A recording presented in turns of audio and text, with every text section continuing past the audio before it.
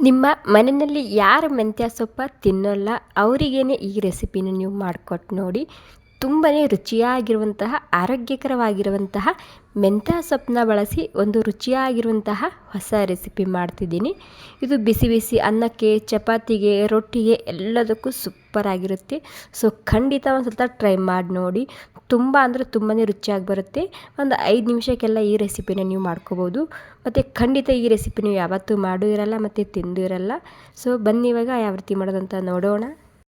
ನೋಡಿ, ಈ ಆರೋಗ್ಯಕರವಾಗಿರುವಂತಹ ರೆಸಿಪಿ ಮಾಡೋದಕ್ಕೆ ನಾನಿಲ್ಲಿ ಒಂದು 2 ಟೊಮೆಟೊ ತೊಗೊಂಡಿದ್ದೀನಿ, ಮತ್ತು 2 ಈರುಳ್ಳಿ ತೊಗೊಂಡಿದ್ದೀನಿ, ಮತ್ತು ಒಂದು ಸ್ವಲ್ಪನೇ ಬೆಳ್ಳುಳ್ಳಿ ತೊಗೊಂಡಿದ್ದೀನಿ ನೋಡ್ತಿರ್ಬೋದು, ಮತ್ತು 1 ಸೂಡಾಗುವಷ್ಟು ಮೆಂತ್ಯ ಸೊಪ್ಪು ತೊಗೊಂಡಿದ್ದೀನಿ. ಇವಾಗ ಈ ಮೆಂತ್ಯ ಸೊಪ್ಪು ನಾನು ಮೊದಲೇ ತೊಳೆದಿಟ್ಕೊಂಡಿನಿ ಮತ್ತು ಡ್ರೈ ಮಾಡಿ ಇಟ್ಕೊಂಡಿನಿ.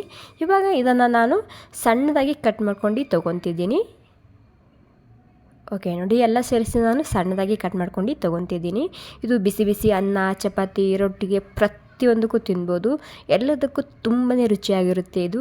ಸೊ ಖಂಡಿತ ಒಂದು ಸಲ ನೀವು ಕೂಡ ಮಾಡಿ ನೋಡಿ. ತುಂಬಾ ಸುಲಭವಾಗಿ ಮಾಡುವಂಥದ್ದು ಮತ್ತು ತುಂಬಾ ರುಚಿಯಾಗಿ ಬರುತ್ತೆ ಮತ್ತು ತುಂಬ ಆರೋಗ್ಯಕರವಾಗಿರುವಂತಹ ರೆಸಿಪಿ.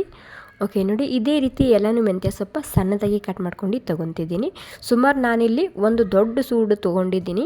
ಇಲ್ಲಿ ಪುಣೆಯಲ್ಲಿ ಸ್ವಲ್ಪ ಜಾಸ್ತಿನೇ ದೊಡ್ಡದಿರುತ್ತೆ ಸೂಡು. ನೀವು ಬೇಕಾದರೆ ಅದಕ್ಕೆ ಒಂದು 2 ಸೂಡು ಕೂಡ ಯೂಸ್ ಮಾಡ್ಕೋಬೋದು. ಓಕೆ ನೋಡಿ, ಎಲ್ಲನೂ ಸೇರಿಸಿ ನಾನು ಮೆಂತ್ಯ ಸೊಪ್ಪು ಸಣ್ಣದಾಗಿ ಕಟ್ ಮಾಡ್ಕೊಂಡಿನಿ. ಅದೇ ರೀತಿ ಈರುಳ್ಳಿ ಮತ್ತು ಟೊಮೆಟೊ ಕೂಡ ಕಟ್ ಮಾಡ್ಕೊತಿದ್ದೀನಿ. ಓಕೆ ನೋಡಿ, ಈರುಳ್ಳಿ ಮತ್ತು ಟೊಮೆಟೊ ಕೂಡ ಉದ್ದುದ್ದಾಗಿ ತೆಳ್ಳಗೆ ಕಟ್ ಮಾಡ್ಕೊಂಡು ನೋಡ್ತಿರ್ಬೋದು. ಇವಾಗ ಇವೆರಡು ತಯಾರಾದಮೇಲೆ ನಾನಿಲ್ಲಿ ಕಡಾಯಿ ಇಟ್ಕೊಂಡಿನಿ.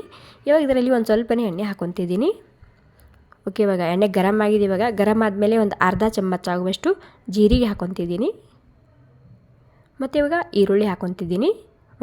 ನಾನಿಲ್ಲಿ ಗ್ರೇವಿ ಮಾಡೋದಕ್ಕೆ ಒಂದು 2 ಈರುಳ್ಳಿ ಹಾಕ್ಕೊಂಡಿನಿ. ಒಂದು ಸ್ವಲ್ಪ ದೊಡ್ಡ ಸೈಜಿನ ತೊಗೊಂಡಿದ್ದೆ, ಹೀಗಾಗಿ 2 ತೊಗೊಂಡಿದ್ದೀನಿ. ನೀವು ಸಣ್ಣ ಸಣ್ಣ ಇದು ಅಂದರೆ ಒಂದು 3 ತೊಗೊಳ್ಳಿ ಈರುಳ್ಳಿ, ಮತ್ತು ಬೆಳ್ಳುಳ್ಳಿ ಕೂಡ ಹಾಕ್ಕೊಂಡಿನಿ. ಇವಾಗ ಮೊದಲಿಗೆ ಈರುಳ್ಳಿ ಬೆಳ್ಳುಳ್ಳಿ ಹಸಿ ವಾಸನೆ ಹೋಗೋ ತನಕ ನಾನು ಇದನ್ನು ಹುರ್ಕೊತಿದ್ದೀನಿ. ಓಕೆ ನೋಡಿ, ಈರುಳ್ಳಿ ಮತ್ತು ಬೆಳ್ಳುಳ್ಳಿ ಹಸಿ ವಾಸನೆ ಹೋಗಿದೆ. ಒಂದು 3-4 ನಿಮಿಷ ಆಗೋ ತನಕ ನಾನು ಹುರ್ಕೊಂಡಿದ್ದೆ. ಇವಾಗ ಟೊಮೊಟೊ ಹಾಕ್ಕೊತಿದ್ದೀನಿ. ಇದು ಕೂಡ ಅಷ್ಟೇ, ದೊಡ್ಡ ಸೈಜ್ ಇತ್ತು ಅಂದರೆ 2 ತೊಗೊಳ್ಳಿ, ಸಣ್ಣ ಇದು ಅಂದರೆ 3 ತೊಗೊಳ್ಳಿ ಟೊಮೆಟೊ. ಇವಾಗ ನೋಡಿ, ಟೊಮೆಟೊ ಕೂಡ ಹಾಕಾದ್ಮೇಲೆ ನಾನು ಸ್ವಲ್ಪ ಸಾಫ್ಟ್ ಆಗೋ ತನಕ ಹುರ್ಕೊತಿದ್ದೀನಿ. ಇವಾಗ ಜಲ್ದಿ ಸಾಫ್ಟ್ ಅಲ್ಲ ಅಂತೇಳಿ ಒಂದು ಸ್ವಲ್ಪ ಅರಿಶಿಣ ಮತ್ತು ಉಪ್ಪು ಕೂಡ ಹಾಕ್ಕೊಂಡು ಇದನ್ನು ಸಾಫ್ಟ್ ಮಾಡ್ಕೊಂಡು ತೊಗೊತಿದ್ದೀನಿ. ಟೊಮೆಟೊ ಸಾಫ್ಟ್ ಆಗಬೇಕಿತ್ತು, ಅಲ್ಲಿ ತನಕ ಇದನ್ನು ನಾನು ಹುರ್ಕೊತಿದ್ದೀನಿ ಹಾಗೆಯೇ. ಓಕೆ, ಒಂದು 2-3 ನಿಮಿಷ ಟೈಮ್ ಹಿಡಿಯುತ್ತೆ. ಇಲ್ಲಿ ಸ್ವಲ್ಪ ಇಲ್ಲಿ ಅರಿಶಿಣ ಉಪ್ಪು ಹಾಕ್ಕೊಂಡು ಹುರ್ಕೋಬೇಕಾಗುತ್ತೆ. ಅವೆರಡು ಇಲ್ಲೇ ಹಾಕಿ ಒಂದು ಸ್ವಲ್ಪ ಜಲ್ದಿ ಸಾಫ್ಟ್ ಆಗುತ್ತೆ ಟೊಮೆಟೊ. ಇವಾಗ ಒಂದು 2-3 ನಿಮಿಷ ಆಗೋ ತನಕ ನಾನು ಮುಚ್ಚಿಡ್ತಿದ್ದೀನಿ. ಓಕೆ ನೋಡಿ, ಒಂದು 2-3 ನಿಮಿಷ ಆಗೋ ತನಕ ಮುಚ್ಚಿಟ್ಟಿದ್ದ ಟೊಮೆಟೊ ಸಾಫ್ಟ್ ಆಗಿದೆ. ಇವಾಗ ನೋಡ್ತಿರ್ಬೋದು, ಈ ರೀತಿ ಆಗಬೇಕು ಟೊಮೆಟೊ. ಇವಾಗ ಇದನ್ನು ನಾನು ಮಿಕ್ಸಿ ಜಾರ್ನಲ್ಲಿ ಹಾಕ್ಕೊತಿದ್ದೀನಿ. ಇವಾಗ ಸ್ವಲ್ಪ ಇದು ಬಿಸಿ ಇದೆಯಲ್ವ, ಸ್ವಲ್ಪ ತಣ್ಣಗೆ ಮಾಡ್ಕೊಂಡು ಇದನ್ನು ಪೇಸ್ಟ್ ಮಾಡ್ಕೋಬೇಕಾಗುತ್ತೆ. ಓಕೆ ನೋಡಿ, ಇವಾಗ ನಾನು ಇದನ್ನು ಸ್ವಲ್ಪ ತಣ್ಣಗೆ ಮಾಡ್ಕೊಂಡು ಪೇಸ್ಟ್ ಮಾಡ್ಕೊತಿದ್ದೀನಿ. ಓಕೆ ನೋಡಿ, ಒಂದು 5 ನಿಮಿಷ ಹಾಗೇ ಬಿಡ್ತಿದ್ದೀನಿ. ಅದಕ್ಕೆ ಒಂದು 5 ನಿಮಿಷ ಆದಮೇಲೆ ನಾನು ಇದಕ್ಕೆ ರುಬ್ಕೊಂಡಿನಿ, ಪೇಸ್ಟ್ ಮಾಡ್ಕೊಂಡಿನಿ. ಸ್ವಲ್ಪ ತರಿಯಾಗಿದೆ, ಹೌದೋ ಇಲ್ಲ ಅಂದಂಗೆ. ಇವಾಗ ಕಡಾಯಿ ಕೂಡ ನಾನು ತೊಳೆದಿಟ್ಕೊಂಡಿನಿ. ಇವಾಗ ಇದರಲ್ಲಿ ಮತ್ತೆ ಒಂದು ಸ್ವಲ್ಪ ಎಣ್ಣೆ ಹಾಕ್ಕೊತಿದ್ದೀನಿ. ಎಣ್ಣೆ ಗರಮ್ ಆದಮೇಲೆ ಮತ್ತೆ ಒಂದು ಸ್ವಲ್ಪ ಜೀರಿಗೆ ಹಾಕ್ಕೊತಿದ್ದೀನಿ, ಮತ್ತು 1 ಚಮಚ ಆಗುವಷ್ಟು ಉದ್ದಿನಬೇಳೆ ಹಾಕ್ಕೊತಿದ್ದೀನಿ, ಮತ್ತು ಒಂದು ಸ್ವಲ್ಪನೇ ಹಿಂಗೆ ಹಾಕ್ಕೊತಿದ್ದೀನಿ. ಹಿಂಗು ಕೂಡ ಮಿಸ್ ಮಾಡದೆ ಹಾಕಿ ಇತ್ತಂದ್ರೆ, ಇಲ್ಲ ಅನ್ನೋದಾದರೆ ಸ್ಕಿಪ್ ಕೂಡ ಮಾಡ್ಕೋಬೋದು. ಇವಾಗ ಉದ್ದಿನಬೇಳೆ ಲೈಟಾಗಿ ಕೆಂಪಾಗಲಿ ಅಲ್ಲಿ ತನಕ ಇದನ್ನು ಹುರ್ಕೊತಿದ್ದೀನಿ. ಓಕೆ ನೋಡಿ, ಉದ್ದಿನಬೇಳೆ ಕೆಂಪಾಗಿದೆ.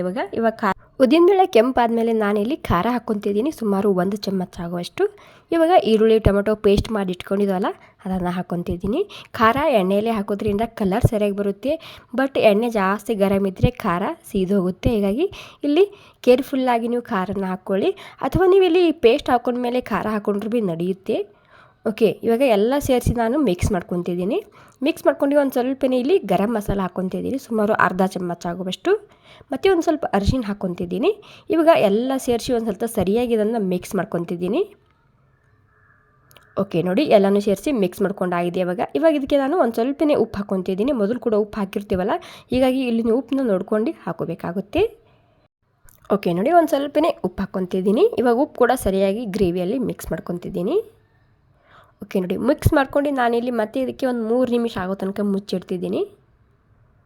ಓಕೆ ನೋಡಿ, ಒಂದು 3-4 ನಿಮಿಷ ಆಗಿದೆ. ಎಣ್ಣೆ ಸಪ್ರೇಟ್ ಆಗಿದೆ ಇವಾಗ ಗ್ರೇವಿಯಲ್ಲಿ ನೋಡ್ತಿರ್ಬೋದು. ಇವಾಗ ಮೆಂತ್ಯ ಸೊಪ್ಪು ಹಾಕ್ಕೊತಿದ್ದೀನಿ, ಸಣ್ಣದಾಗಿ ಕಟ್ ಮಾಡ್ಕೊಂಡು. ಸುಮಾರು ನಾನಿಲ್ಲಿ ದೊಡ್ಡ ಸೂಡು 1 ಸೂಡು ಯೂಸ್ ಮಾಡಿದ್ದೀನಿ ಅದಕ್ಕೆ. ಓಕೆ, ಎಲ್ಲ ಮೆಂತ್ಯ ಸೊಪ್ಪು ಹಾಕ್ಕೊಂಡಾಗಿದೆ. ಇದು ಕರಗುತ್ತೆ, ಕರಗಿದ ಮೇಲೆ ಕಮ್ಮಿ ಆಗುತ್ತೆ. ಹೀಗಾಗಿ ಜಾಸ್ತಿ ಕ್ವಾಂಟಿಟಿದ ಹಾಕ್ಕೊಂಡ್ರೆ ಭೀ ನಡೆಯುತ್ತೆ ಮೆಂತ್ಯ ಸೊಪ್ಪು. ಇವಾಗ ಎಲ್ಲನೂ ಸೇರಿಸಿ ಸರಿಯಾಗಿ ಇದನ್ನು ನಾನು ಮಿಕ್ಸ್ ಮಾಡ್ಕೊತಿದ್ದೀನಿ. ಓಕೆ ನೋಡಿ, ಎಲ್ಲ ಮೆಂತ್ಯ ಸೊಪ್ಪು ನಾನು ಸರಿಯಾಗಿ ಮಿಕ್ಸ್ ಮಾಡ್ಕೊಂಡಿನಿ 1-2 ನಿಮಿಷ ಆಗೋ ತನಕ. ಇವಾಗ ಇದನ್ನು ಮುಚ್ಚಿಡ್ತಿದ್ದೀನಿ. ಸಾಫ್ಟ್ ಆಗಬೇಕಲ್ಲ ಮೆಂತ್ಯ ಸೊಪ್ಪು, ಅಲ್ಲಿ ತನಕ. ಅಥವಾ ಒಂದು 2-3 ನಿಮಿಷ ಮುಚ್ಚಿಟ್ರೆ ಭೀ ಸಾಕಾಗುತ್ತೆ. ಗ್ರೇವಿಯಲ್ಲಿ ಮೆಂತ್ಯ ಸೊಪ್ಪು ಮಿಕ್ಸ್ ಮಾಡ್ಕೊಂಡು ಒಂದು 2-3 ನಿಮಿಷ ಆಗೋ ತನಕ ಹಾಗೇ ಮುಚ್ಚಿಡಿ. ಓಕೆ ನೋಡಿ, ಒಂದು 3 ನಿಮಿಷ ಆಗೋ ತನಕ ನಾನು ಮುಚ್ಚಿಟ್ಟಿದ್ದ ಮೆಂತ್ಯ ಸೊಪ್ಪು ಪೂರ್ತಿಯಾಗಿ ಸಾಫ್ಟ್ ಆಗಿದೆ. ಇವಾಗ ಜಾಸ್ತಿ ಹೊತ್ತು ಕೂಡ ಕುದಿಸ್ಬಾರ್ದು, ಮೆಂತ್ಯ ಸೊಪ್ಪು ಕಹಿ ಬಿಡುತ್ತೆ. ಹೀಗಾಗಿ ಒಂದು 3 ನಿಮಿಷ ಮಿಕ್ಸ್ ಮಾಡ್ಕೊಂಡು ಒಂದು 3 ನಿಮಿಷ ಮುಚ್ಚಿಟ್ರೆ ಸಾಕಾಗುತ್ತೆ. ಇವಾಗ ವಾವ್, ನೋಡಿ ಎಷ್ಟು ಸರಿಯಾಗಿ ಬಂದಿದೆ ಅಲ್ವಾ. ಸೊ ಇವನು ಕಷ್ಟನೇ ಇಲ್ಲ, ಝಟ್ಪಟ್ನಲ್ಲಿ ಈ ರೆಸಿಪಿನ ನೀವು ಮಾಡ್ಕೋಬೋದು. ಬಿಸಿ ಬಿಸಿ ಅನ್ನಕ್ಕಂತೂ ತುಂಬಾ ರುಚಿಯಾಗಿರುತ್ತೆ ಇದು. ಸ್ವಲ್ಪ ಬಿಸಿ ಬಿಸಿ ಅನ್ನಕ್ಕೆ ಸ್ವಲ್ಪ ತುಪ್ಪ ಮತ್ತು ಈ ಪಲ್ಯನ ನೀವು ಹಾಕ್ಕೊಂಡು ತಿನ್ಬೋದು. ಅನ್ನದ ಜೊತೆಗೆ ಅಂತಿಲ್ಲ, ನೀವು ಇದನ್ನು ರೊಟ್ಟಿ ಚಪಾತಿ ಕೂಡ ಹಾಕ್ಕೊಂಡು ತಿನ್ಬೋದು. ಆರೋಗ್ಯಕರವಾಗಿರುವಂತಹ ರೆಸಿಪಿ. ಖಂಡಿತ ಒಂದು ಸ್ವಲ್ಪ ಟ್ರೈ ಮಾಡಿ ನೋಡಿ.